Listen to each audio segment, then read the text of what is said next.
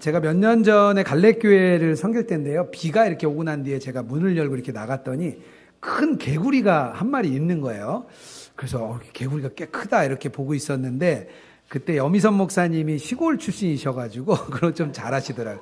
이게 두꺼비라는 거예요. 그래서 생각해보니까 제가 두꺼비를 이제 처음 봤어요. 그래서 이제 영상 통화를 우리 아이들에게 두꺼비 막 이렇게 보여주고 이게 두꺼비라고 막 이렇게 보여줬습니다. 근데 제가 두꺼비를 보고 가장 먼저 생각난 게요. 되게 저도 어이가 없었는데요. 되게 길하다. 이게 뭔가 되게 좋은 일이 있겠다. 이런 생각이 제 머릿속에 딱 먼저 떠오른 거예요.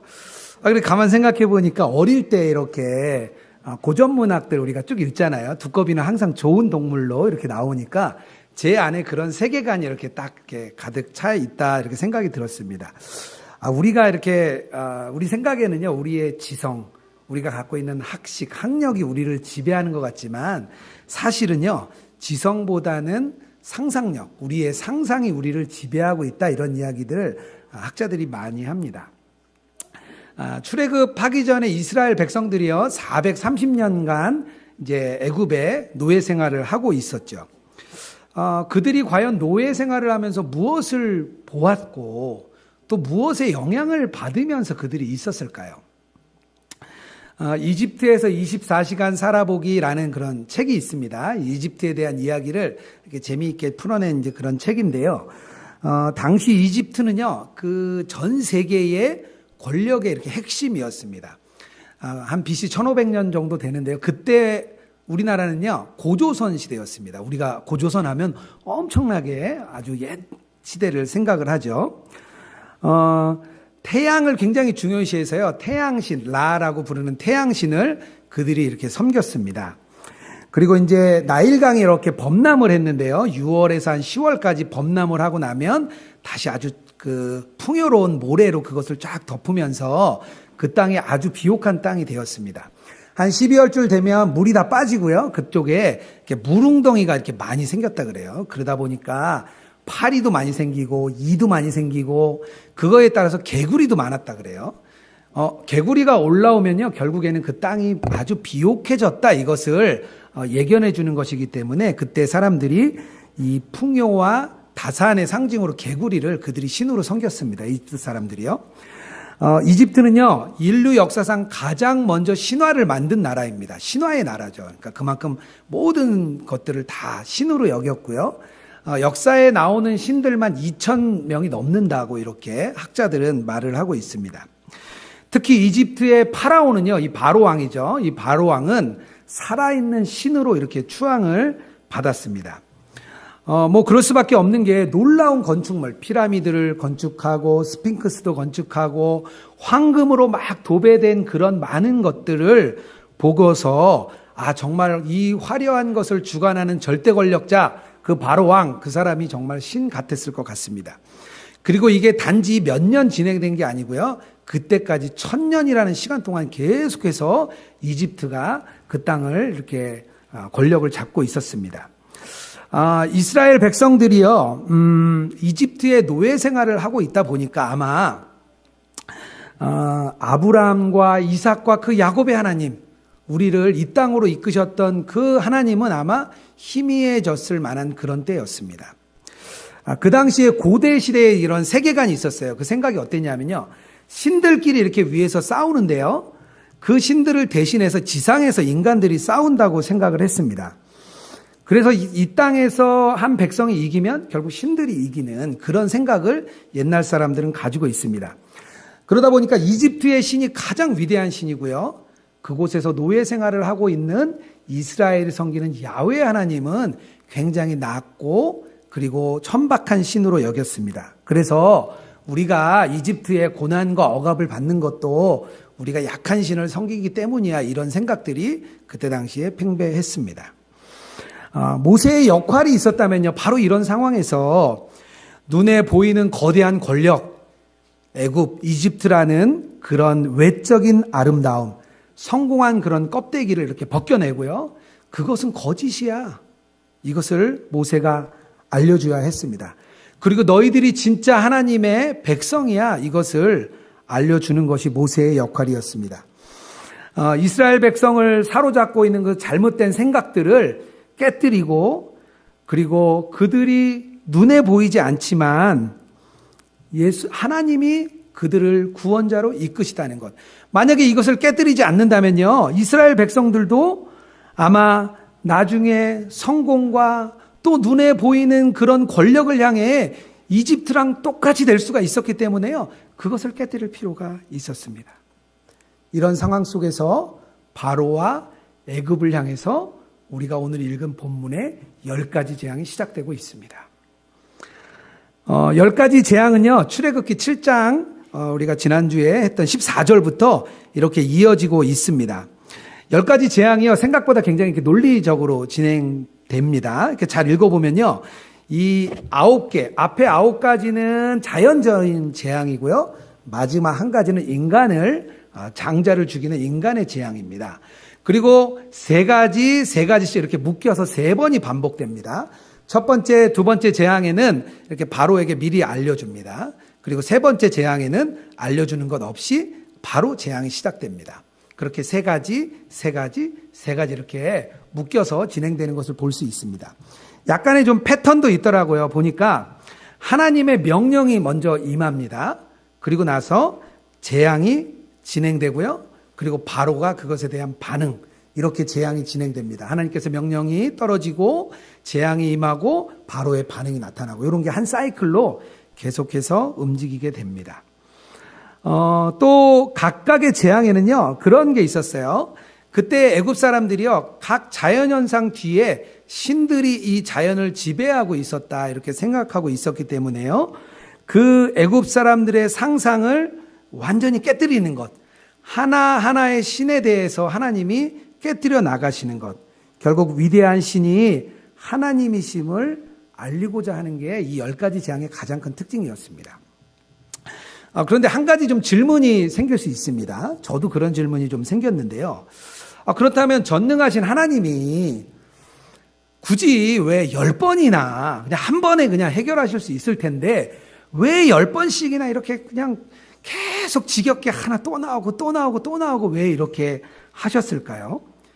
그냥 한 번에 이렇게 딱 해결할 수 있는 분이신데 왜 그분은 10가지나 진행을 하셨을까요?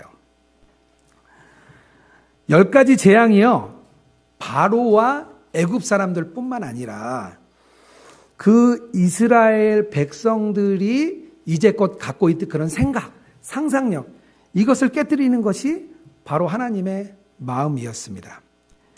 애굽 사람들이 생각하는 신과 바로는요, 거짓이죠.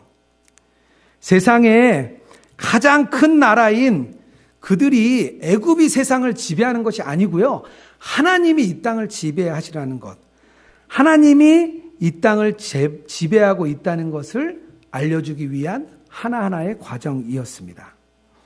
출애굽할 때 단순히 육체만 자유로워져 가지고 만약에 출애굽을 했다면 그들은 430년간이나 가지고 있던 노예 근성과 또 그 놀라운 성공을 이룬 그 이집트의 그 생각들이 가득 차 있었을 겁니다.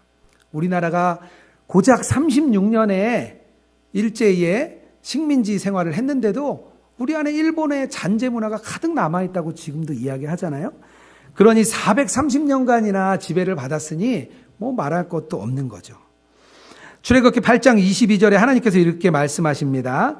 이 땅에서 내가 여호와인 줄을 내가 알게 될 것이라, 이렇게 22절에 말을 하고 있습니다.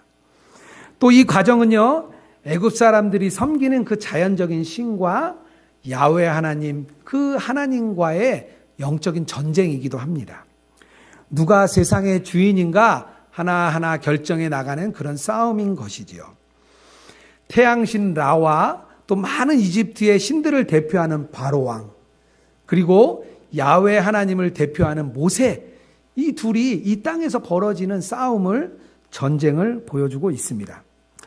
아마 이 전쟁 안에 애굽 사람들이 다 눈여겨봤을 거예요. 야, 모세라는 사람이 와서 이런 일을 했대. 아마 그들의 시선이 그 안에 집중이 됐을 겁니다. 이스라엘 백성들 말할 것도 없겠죠. 모세가 찾아간대. 근데 바로의 권력과 힘이 그렇게 센데 과연 모세가 어떻게 그 바로 왕을, 저 거대한 이집트를 과연 굴복시킬 수 있을까? 그런 고민으로 그 광경을 이렇게 쳐다봤을 것 같습니다. 모세가 애굽 백성들에게 처음에 나타나서 했던 일이요, 이렇게 지팡이가 뱀이 되는 그런 걸 보여줬어요. 그래서 그 애굽 왕의 앞에 가서도 모세가 그걸 보여줬습니다. 그랬더니요, 너무 쉽게 요술사들, 마술사들이 똑같이 행한 거예요. 그래서 첫 번째 재앙을 보여줍니다. 나일강의 물을 피로 변하는 일을 모세가 했습니다. 그러자 이집트의 요술사들도 동일하게 했어요. 두 번째는 개구리가 올라오는 일을 했습니다. 그랬더니요, 이집트 요술사들도 동일하게 한 거예요. 아마 2라운드까지 이렇게 딱 무승부가 났을 때 어떤 생각을 했을까요? 이스라엘 백성들 이거 안 되는 거 아니야? 역시 우리가 생각한 것처럼 이집트는 대단해. 아마 이렇게 생각하지 않을까? 저는 생각합니다.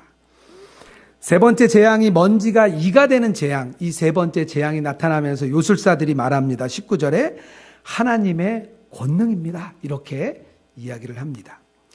그리고 창세기 28장 20절부터요, 네 번째 재앙부터는 바로가 완전히 무너집니다. 도저히 흉내낼 수도 없고 감당할 수도 없는 그런 상황이 계속됩니다. 이제부터는요, 그 재앙을 보면서 애굽이 어떻게 무너져 내리는지, 애굽의 바로 왕이 어떻게 무릎을 꿇는지, 누가 세상의 주인인지 계속해서 보여주고 있습니다. 하나님께서 이 10가지 재앙을 통해서 천천히 이스라엘 백성 안에 사로잡고 있는 그 노예 근성, 이집트가 이 세상의 주인이라는 것을 이렇게 하나씩 하나씩 깨뜨려 가고 있습니다. 눈에 보이고 위대한 문화를 이룬 그 이집트, 바로가 다스린다고 생각했던 그 생명들이 사실은 알고 보니까 여호와 하나님이 다스린다는 것을 보았습니다. 눈에 보이고 화려한 성공이 결국에는 껍데기뿐이고 약하다고, 또 그 악하다는 것을 보여주었습니다. 그리고 하나님의 백성을 내가 지키시고 구원하시겠다는 그 하나님이 바로 세상의 주인이구나, 이것을 이스라엘 백성들이 깨닫기 시작했습니다. 예수님께서도요, 이와 비슷한 사건을 보이신 적이 있습니다. 마가복음 11장에 보면요, 성전의 청결 사건이 우리가 나옵니다. 동일하게 마태, 마가, 누가, 요한복음에 다 나오는 그런 이야기입니다. 예수님께서 6월절 고난주간 초기에, 지금 조금 더 지난 그런 시기겠죠, 예루살렘 성전에 올라갔습니다. 예루살렘 성전은요, 하나님을 믿지 않는 헤롯 왕이 지어준 성전이었습니다. 스룹바벨 성전이 다 무너졌는데 헤롯 왕이 유대인들의 마음을 사기 위해서 성전을 아주 크게 지어줬어요. 솔로몬 때보다 더 크게 지었다고 말을 합니다. 그리고 그곳을 관장하는 대제사장 가야바가 그곳의 주인이나 마찬가지였습니다. 가야바는요, 그곳에서 성전세를 받고 제사를 드린 그 제물을 팔면서 부와 명예를 누리고 또 부패와 억압을 하고 있는 그런 제사장이었습니다. 특히 출애굽기 6월절, 그것을 관장하는 그런 명절이 되면요, 전국에서 사람들이 몰려왔습니다.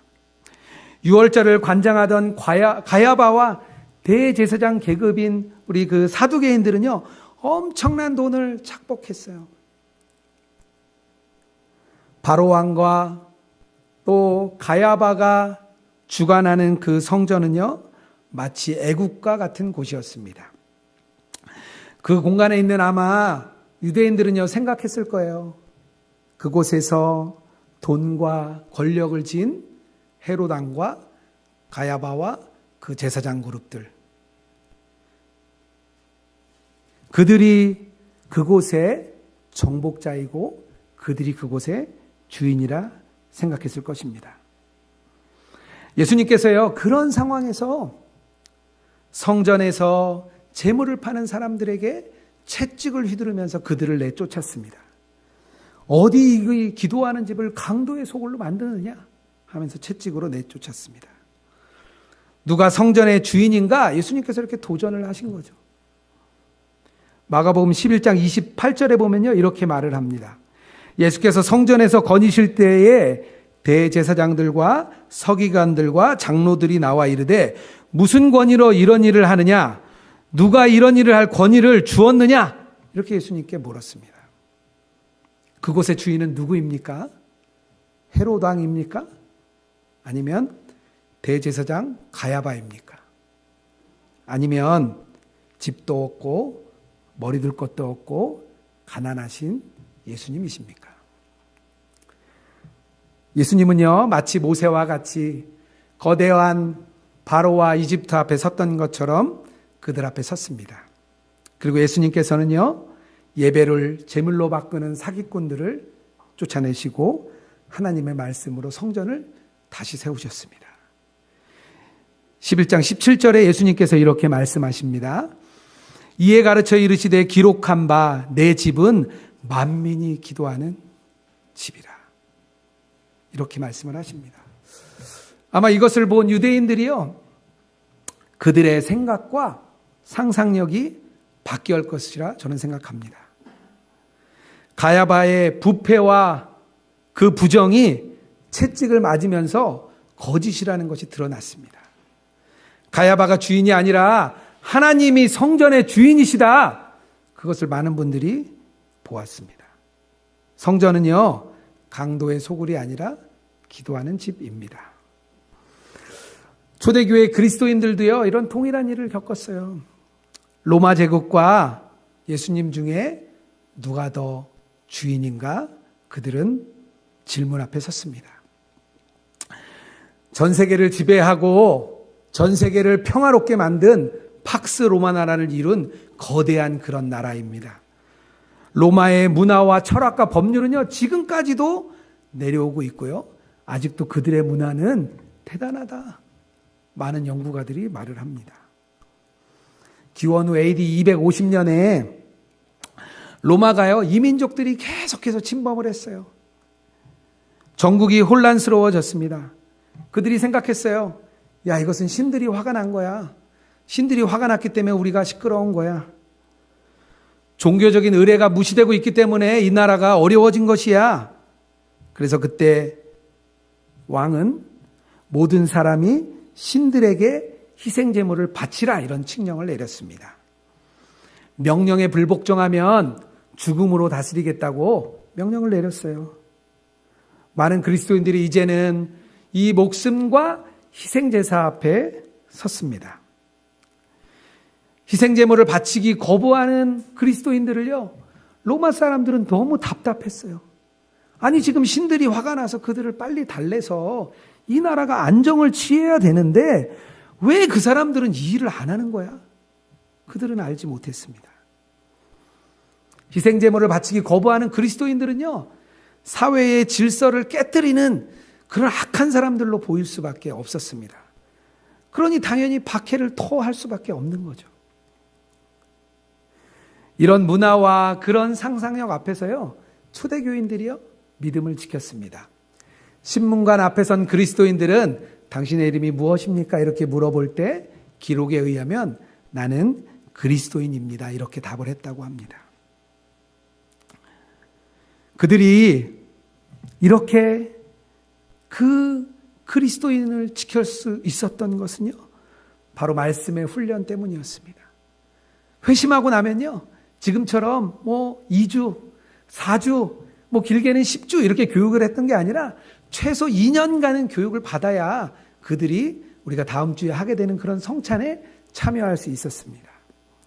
그들은요, 그런 긴 기간을 거치면서 로마의 황제가 이 세상의 주인이라는 것을요, 그 훈련의 과정을 거치면서 깨뜨려 버렸습니다. 말씀을 통해서 하나님이 예수 그리스도가 우리의 주인이시라는 것을 그들은 깨달았습니다. 오늘날에도 저는 이 싸움이 계속된다고 봅니다. 유진 피터슨이나 제임스 스미스 같은 요즘의 학자들은요, 그렇게 얘기를 해요. 지금 시대는 상상력에 대한 싸움이다.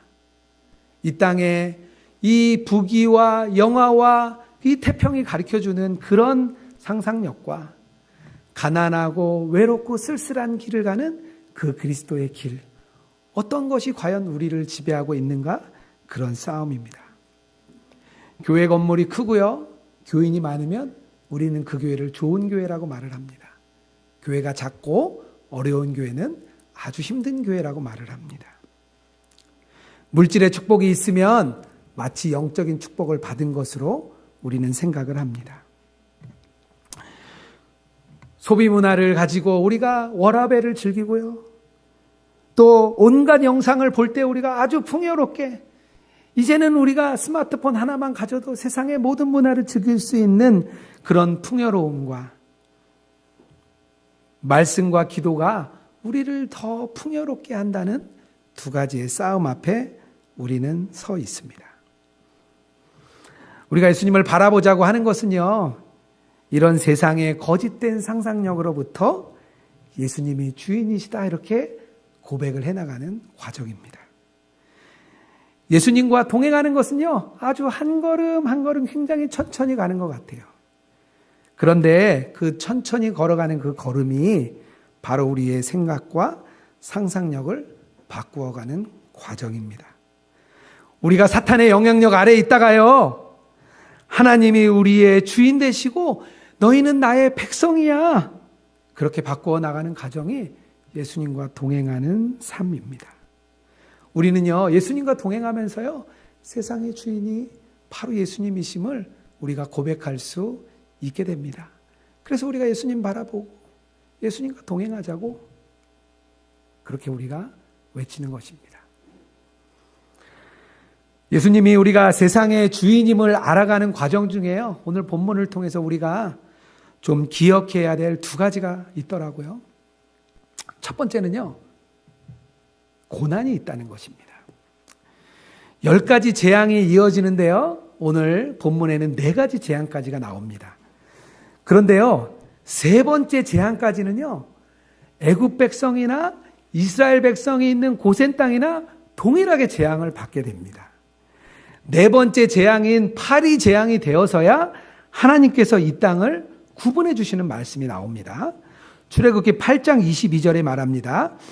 그날에 나는 내 백성이 거주하는 고센 땅을 구별하여 그곳에는 파리가 없게 하리니. 이때부터 이스라엘 백성을 하나님이 구분하시고요, 보호를 해주십니다. 그리고 마지막 죽음의 재앙까지 계속해서 하나님께서 재앙을 막으시고 허락을 해주시는 거죠. 고난의 과정을 통해서도 우리는 하나님이 주인이시라는 것을 우리들이 깨닫게 됩니다. 우리가 살아가다 보면 다양한 고난을 우리가 만날 수밖에 없고 또 만나고 있습니다. 어떤 분들은요, 고난이 없고 평탄한 길을 가야 그것이 하나님이 우리를 이끌고 있다고 생각합니다. 하지만 하나님의 생각은 좀 다르신 것 같아요. 10가지 재앙이요, 이 바라보는 시선이 다릅니다. 애굽 사람들이 바라보는 이 10가지 재앙은 끔찍한 시선입니다. 그러나 이스라엘 백성에게는 이 10가지 재앙이 해방과 구원의 과정입니다. 최종 결과는요, 애굽 사람들은 이 10가지 재앙을 통해서 장자가 죽고 죽음을 당하고 몰락의 길이었지만 이스라엘 백성에게는 승리와 새 출발의 역사가 되었습니다. 같은 고난이지만 보는 시각이 다르고 결과가 다릅니다.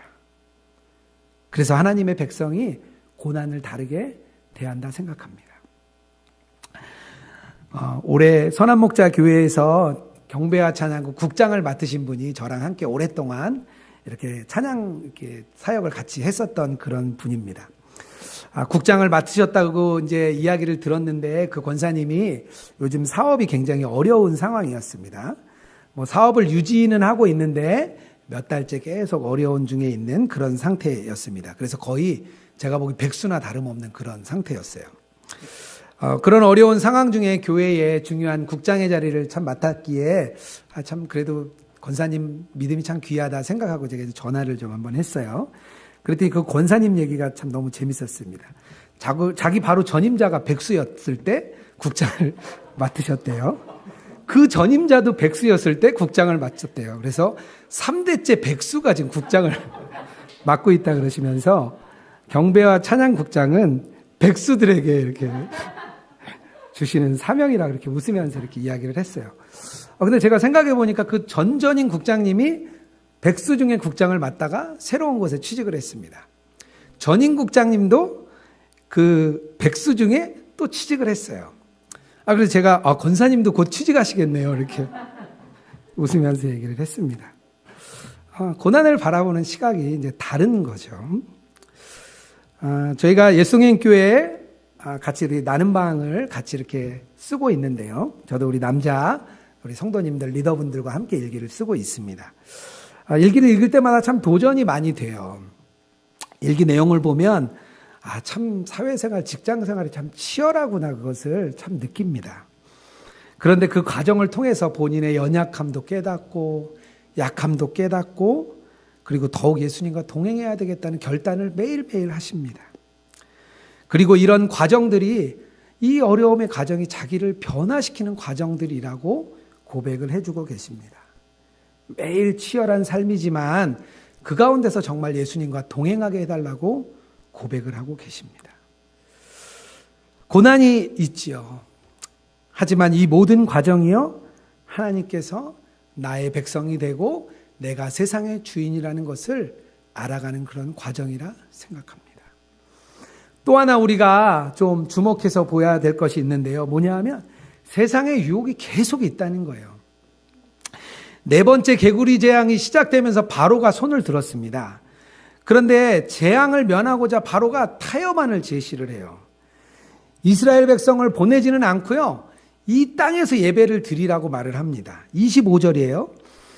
바로가 모세와 아론을 불러 이르되 너희는 가서 이 땅에서 너희 하나님께 제사를 드리라. 모세가 바로 불가합니다. 이렇게 이야기를 합니다. 다음에 또 타협안을 내나요? 제사를 드리되 그럼 너무 멀리는 가지 마라. 또 이렇게 얘기합니다. 28절입니다. 광야에서 제사를 드릴 것이나 너무 멀리 가지는 마라. 이렇게 이야기합니다. 이스라엘 백성을 이렇게 놓지 않으려는 그 마음이 보이죠. 우리를 이렇게 붙들려고 하는 사탄의 모습이 바로를 통해서 우리가 볼 수 있습니다. 이제 좀 믿음 좀 생기고 내가 좀 신앙생활 좀 열심히 해야지 그러면 사실 유혹이 많습니다. 직장에서요, 신앙생활 조금만 열심히 하려고 하면요, 주변에서 말리는 사람이 얼마나 많은지 몰라요. 막 유혹이 이곳저곳에서 막 옵니다. 제가 예전에 충청도에서 그 현장에 근무할 때 일인데요. 그때 믿음도 좀 생기고 마음의 변화가 이제 조금 있을 그런 30대 초반의 그런 저의 모습이었습니다. 당시에는 건설 현장이 2주에 한 번 쉬었기 때문에 이렇게 매주 올라오지 못하고 2주에 한 번씩 집에 이제 올라왔어요. 그러니까 교회를 이제 2주에 한 번밖에 올 수가 없었죠. 그래서 이제 근처에 있는 교회를 제가 이제 다니기 시작했습니다. 근데 이제 주일날 일을 끝내고 남들 이제 다 쉴 때 혼자 옷을 갈아입고 가려고 하면 주변 동료들이 저를 계속 이렇게 유혹하는 거예요. 그냥 쉬어라. 2주에 한 번 가면 되지. 뭘 이렇게 매주 가냐.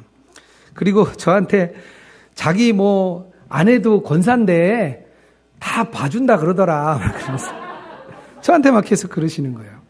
그리고 같이 우리 저녁에 놀러 가자 막 그래요. 근데 제가 그래도 예배를 드리러 갔습니다. 사실 가긴 가는데 저도 은혜를 누리지는 못했어요. 시골의 그 교회의 예배의 풍경이 그렇게 이렇게 막 은혜로운 그런 풍경은 아니었습니다. 하지만 그냥 주일 예배를 드려야지 하는 그런 이렇게 뭔가 강박관념에 가서 앉아만 있다 와도 마음이 그냥 제게는 좀 편했어요. 그런데 제가 그렇게 몇 달을 가니까 같이 있던 동료가 사실은 자기가 고등학교 때까지 교회를 다녔는데 좀 쉬고 있었다면서 저에게 이렇게 같이 가겠다는 거예요. 그래서 이제 둘이 다녔습니다. 몇 달을 또 둘이 다녔어요. 그랬더니 한 동료가 자기는 교회 한 번도 간 적 없는데 궁금하다면서 한 번 따라가 보겠다고, 그래서 또 몇 달을 이렇게 같이 다녔습니다. 원하지 않은 전도가 된 거죠. 유혹을 이렇게 잘 이기니까 하나님이 말도 안 되는 그런 현상들을 저에게 보여주셨습니다. 출애굽기 32장에 가면 금송아지 사건이 나옵니다. 출애굽을 하고 한 1년 정도 됐을 때 시내산 아래에 있을 때의 이야기입니다. 모세가 십계명을 받기 위해 산 위에 올라가서 40일이 되었는데도 내려오지 않는 거예요. 그랬더니 이스라엘 백성이 너무 불안해졌습니다. 그때 생각난 게 뭐냐면요, 황소가 생각이 났습니다. 왜냐하면요, 그때 당시에 아피스라는 이집트에 신이 있었습니다.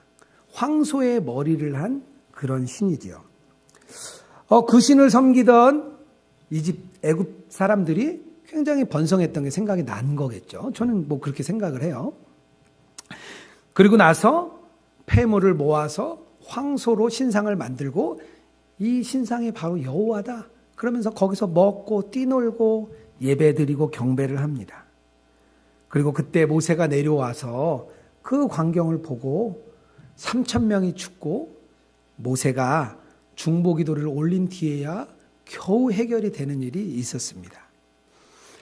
이집트로 나온 지 1년여가 됐지만 불안하고 어려운 상황이 되니까 다시 또 이집트에 있는 그 신들을 생각하게 된 것이죠. 제가 요즘 제 자신을 저렇게 돌아봤습니다. 말씀을 준비하면서 저에게 있는 유혹들, 저에게 오는 생각들을 제가 한번 다시 뒤집어 봤습니다.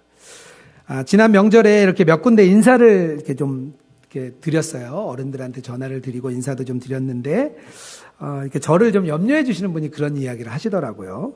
저보고 위지엠 사역 이제 많이 했으니까, 그만하고 더 늦기 전에 좀 목회에 좀 집중하는 게 좋지 않냐. 나이도 많게 늦게 시작했는데 남들보다 더 목회 일을 더 열심히 해야 되지 않냐. 뭐 그런 이야기를 이렇게 지나가는 이야기를 좀 해주셨습니다.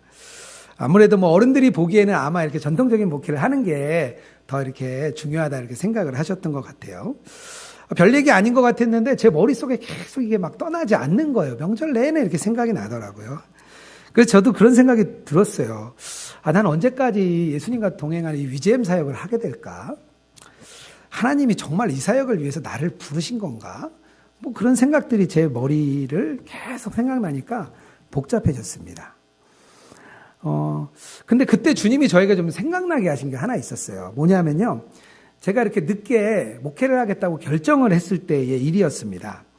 사실은 그때는 뭐 어떤 길을 제가 가야 될지 또 어떤 길을 갈 것인지 뭐 시야가 워낙 좁으니까 뭐 알지 못했습니다. 그냥 제가 직장 생활을 좀 해봤으니까 직장인 사역을 하면 좋겠다 그런 소원을 하나님께 드렸었습니다.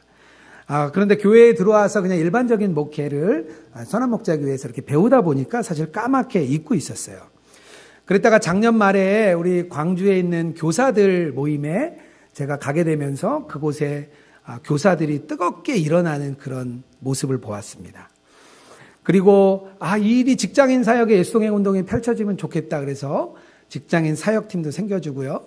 또 집사님도 한분 세워주시고 그 팀장님과 함께 또 대전도 이렇게 방문해서 신우회를 만나고 왔습니다.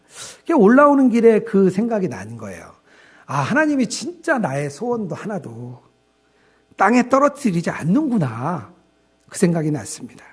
단지 제가 준비가 안 돼가지고 하나님이 못하시다가 이제는 정말 예수동행 운동을 하면서 그들에게 뭔가를 전해줄 수 있는 그런 자리, 그런 준비가 되니까 하나님이 이렇게 나를 열어주시는구나 그 생각이 들었습니다. 그렇게 생각하고 나니까요. 미래에 대한 고민과 염려가 얼마나 부질없는지 깨달아졌습니다. 주님이 다 아시고 인도하시는데 그냥 목회자가 되어도 눈에 보이는 길을 가고자 했던 제가 좀 부끄러웠습니다. 그리고 명절 첫날 월요일에 일기를 썼어요. 이렇게 새벽 기도를 마치고 제가 쓴 앞단락 일기입니다. 오늘따라 새벽 기도 중에 깨닫게 해주시는 게 많았습니다. 마음에 저급한 소원을 버리라는 강한 메시지를 주셔서 감사하였습니다. 새해를 살아가는 메시지로 붙들게 해주셨습니다. 그래서 저는 올해의 첫 유혹을 잘 이겨냈습니다. 네, 예수님과의 동행은요 그런 것 같아요. 우리의 생각과 상상력을 깨뜨려가는 과정입니다. 애굽을 향한 10대 재앙을 통해서 애굽과 그 바로의 생각만 바꾸는 것이 아니라 이스라엘 백성들의 생각도 변화시키기 원했기 때문입니다. 사탄의 백성, 바로의 백성에서요 하나님이 내 백성이 되는 과정을 하나님께서 보여주신 것입니다. 우리는요 우리가 어디에 설 것인지 매일매일 결단을 해야 됩니다. 하나님이 주인이시라는 것을요 우리가 매일 동행하면서 작은 일부터 하나하나 결정해 나가야 합니다. 우리가 사단의 백성이 아니고 하나님의 백성이라는 것을 우리들이 늘 생각하고 결정해야 됩니다. 눈에 보이는 세상의 물질들, 세상의 성공, 세상의 권력, 큰 게 좋다, 숫자의 횡포, 이런 것에 우리가 흔들리지 않고 그런 상상력을 우리가 다 깨뜨려 버리고요. 눈에 보이지 않지만 진리이신 그 예수님을 따라 매일매일 변화되는 삶으로 걸어가는 저와 여러분 되기를 주님의 이름으로 축복합니다.